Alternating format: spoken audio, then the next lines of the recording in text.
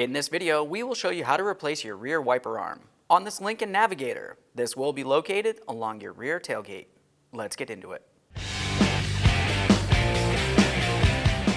All right, friends, let's get started on our job. We're going to come right over here, grab onto the wiper arm, and just underneath this area where my index finger is, there's a small squeeze tab on the wiper blade.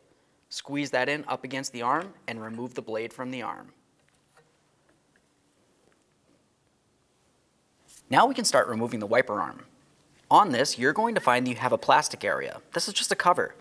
Carefully reach underneath this, give it a little squeeze, and lift it up and off of there. Once you've done that, we're just going to give it a little tug to separate it from the arm. We'll give this a quick inspection and set this aside.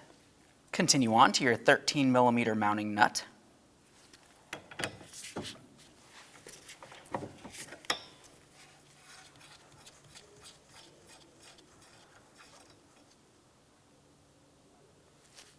Now at this point, we can grab onto the wiper arm. You want to give it a little wiggle. We're trying to break it free from the wiper shaft.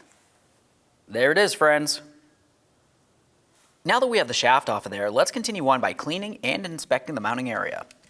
We'll just use a wire brush, remove any of the debris or corrosion that might be located along this area.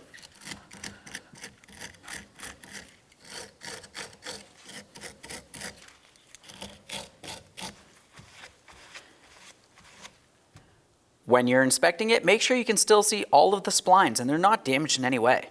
This one looks fine. Let's get ready for the installation of our wiper arm. We'll take this and start putting it in place while also resting it into its resting position, right down in here. Once you've done that, you can press this in, install your mounting nut.